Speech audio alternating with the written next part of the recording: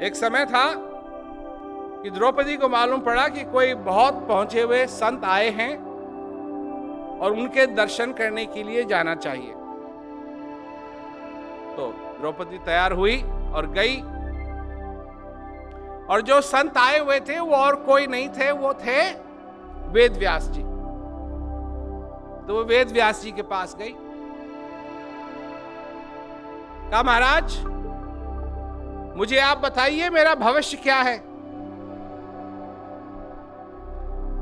तो वेद व्यास जी हंसते हैं, उससे कहते हैं मेरे को मालूम है तेरा भविष्य क्या है। तेरी वजह से करोड़ों लोग मरेंगे, तेरी वजह से खून की नदियां बहेंगी। द्रौपदी कहती है महाराज मैं नहीं चाहती कि मेरे वजह से करोड़ों लोग मरें, मैं नहीं चाहती कि मेरी वजह से खून की नदियां बहें, कोई उपाय बताइए। वेद व्यास जी देखिए उस समय वो लिख रहे हैं महाभारत, तो वो कह सकते हैं द्रौपदी को कि कोई उपाय नहीं है, ये तो होगा ही।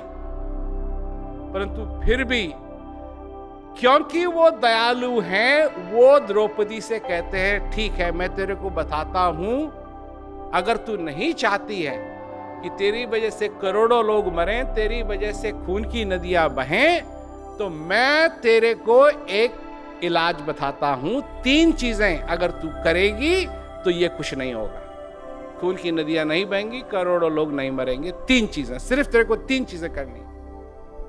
क्या? ध्यान से सुनिए, ध्यान से सुनिए, आप भी इसको अपना सकते हैं, पर ध्यान से सुनिए।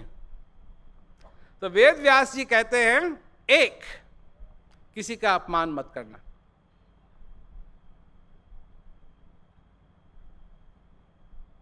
किसी का अपमान मत करना। और अगर कोई तेरा अपमान करे तो गुस्सा मत होना। सुन रहे हो ना भाई बात? 1, किसी का अपमान नहीं करना। दूसरा, अगर कोई तुम्हारा अपमान करे तो गुस्सा मत होना।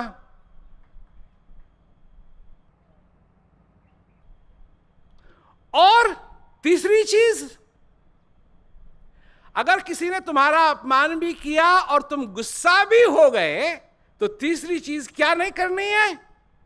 बदला मत लेना।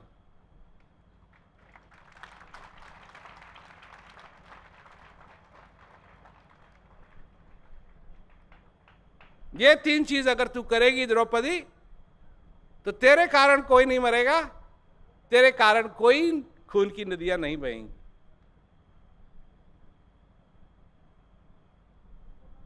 खैर, महाभारत की कथा सुनी होगी भैया, वो कथा नहीं है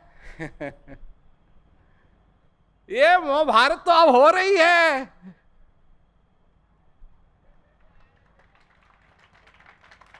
वो कोई कहानी नहीं है, ये तो यहां हो रही है।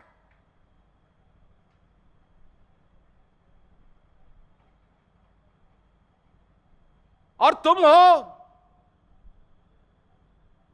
तुम पे निर्भर है, तुम पे निर्भर है। वो सिर्फ कहानी नहीं है, वो तो असली चीज है। और इस कहानी के बीच में अगर तुम 3 चीज कर सके,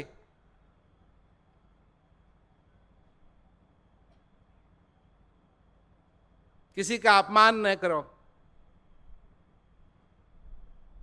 कोई तुम्हारा अपमान करे तो गुस्सा मत हो, और अगर गुस्सा हो भी जाओ तो बदला मत लो।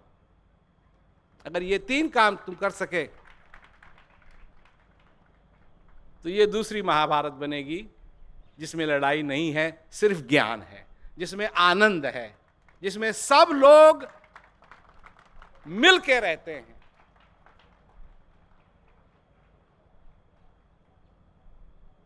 महाभारत भी तुम्हारा भविष्य है, और एक और भविष्य है तुम्हारा, जिसमें तुम शांति से, आनंद से अपनी जिंदगी गुजार सकते हो। यह भी संभावना है। तुमको ये चूज करना पड़ेगा कि तुम क्या चाहते हो। लड़ाई चाहते हो या शांति चाहते हो?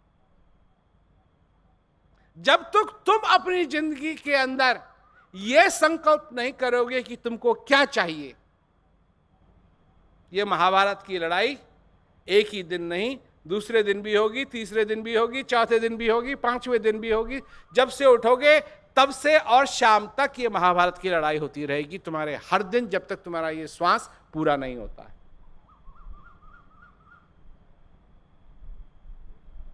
3 चीजें। पर ये वही कर सकता है, ये वही कर सकता है जिसकी बुझाव में नहीं, जो अपने आत्म बल को समझता है। एक बल ये है, एक बल ये है और एक बल अंदर का है। ये बल तो तुम उठक बैठक करके बना सकते हो, परंतु फिर भी एक ऐसा समय आएगा कि ये बल तुम्हारा काम नहीं करेगा। परंतु अंदर का जो बल है, आत्मा का जो बल है, अगर उसमें तुम ताकतवर हो तो वो ऐसा बल है कि तुमको बलवान बनाएगा। कब तक? जब तक तुम आखिरी श्वास नहीं ले लेते। वो है असली बल, वो है असली बल। मैं कहता हूं उस बल में बलवान बनो। वो जिस बली के पास वो बल है,